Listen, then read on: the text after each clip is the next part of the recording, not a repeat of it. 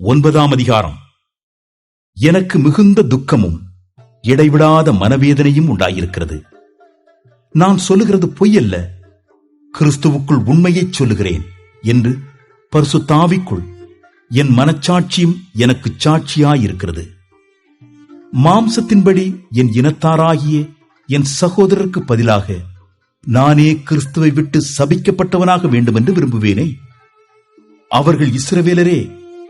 புத்திர சுவிகாரமும் மகிமையும் உடன்படிக்கைகளும் நியாயப்பிரமாணமும் தேவாராதனையும் வாக்குத்தத்தங்களும் அவர்களுடையவைகளே. பிதாக்கள் அவர்களுடையவர்களே. மாம்சத்தின்படி கிறிஸ்துவும் அவர்களில் பிறந்தாரே. இவர் என்றென்றைக்கும் ஸ்தோத்திரிக்கப்பட்ட சர்வத்திற்கு மேலான தேவன். ஆமென். தேவ வசனம் அவமாய் போயிற்றென்று சொல்லக்கூடாது. ஏனென்றால் இஸ்ரவேல் வம்சத்தார் எல்லாரும் இஸ்ரவேலர் அல்லவே. அவர்கள் ஆபிரகாமின் சந்ததியாரானாலும் எல்லாரும் பிள்ளைகள் அல்லவே.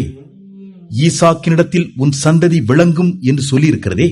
அதெப்படி என்றால் மாம்சத்தின்படி பிள்ளைகளானவர்கள் தேவனுடைய பிள்ளைகள் அல்ல, வாக்குத்தத்தத்தின்படி பிள்ளைகளானவர்களே அந்த சந்ததி என்றெண்ணப்படுகிறார்கள். அந்த வாக்குத்தத்தமான வார்த்தையாவது, குறித்த காலத்திலே வருவேன், அப்பொழுது சாராள் ஒரு குமாரனை பெறுவாள் என்பதே. இதுவுமல்லாமல் நம்முடைய பிதாவாகிய ஈசாக்கு என்னும் ஒருவனாலே ரெபேக்காள் கர்ப்பவதியான போது பிள்ளைகள் இன்னும் பிறவாமலும் நல்வினை தீவினை ஒன்றும் செய்யாமலும் இருக்கையில் தேவனுடைய தெரிந்து கொள்ளுதலின்படி இருக்கிற அவருடைய தீர்மானம் கிரியைகளினாலே நிலை நிற்காமல் அழைக்கிறவராலே நிலை நிற்கும்படிக்கு மூத்தவன் இளையவனுக்கு ஊழியம் செய்வான் என்று அவளுடனே சொல்லப்பட்டது. அப்படியே யாக்கோபை சிநேகித்து ஏசாவை வெறுத்தேன் என்றும் எழுதியிருக்கிறது. ஆகையால் நாம் என்ன சொல்லுவோம்? தேவனிடத்திலே அநீதி உண்டென்று சொல்லலாமா? சொல்லக்கூடாதே. அவர் மோசையை நோக்கி, எவன் மேல் இரக்கமாயிருக்க சித்தமாயிருப்பேனோ அவன் மேல் இரக்கமாயிருப்பேன், எவன் மேல் உருக்கமாயிருக்க சித்தமாயிருப்பேனோ அவன் மேல் உருக்கமாயிருப்பேன் என்றார். ஆகையால் விரும்புகிறவனாலும் அல்ல, ஓடுகிறவனாலும் அல்ல, இறங்குகிற தேவனாலேயாம்.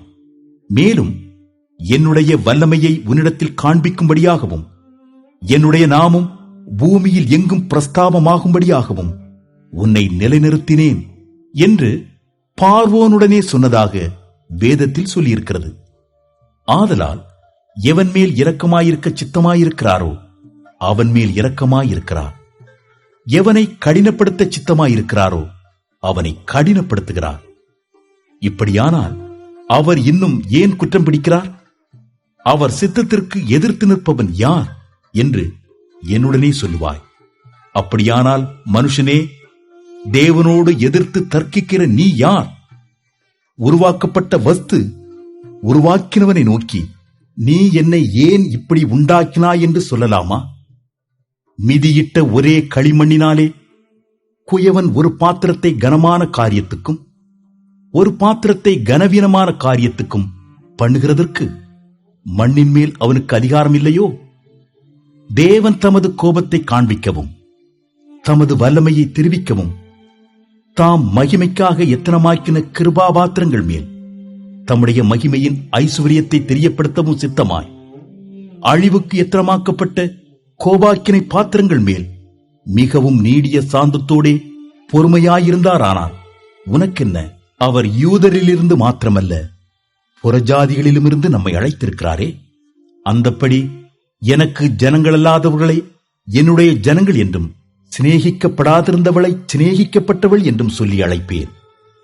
நீங்கள் என்னுடைய ஜனங்களல்லவென்று அவர்களுக்கு சொல்லப்பட்ட இடத்திலே அவர்கள் ஜீவனுள்ள தேவனுடைய பிள்ளைகள் எண்ணப்படுவார்கள் என்று ஓசியாவின் தீர்க்க தரிசனத்தில் சொல்லியிருக்கிறது.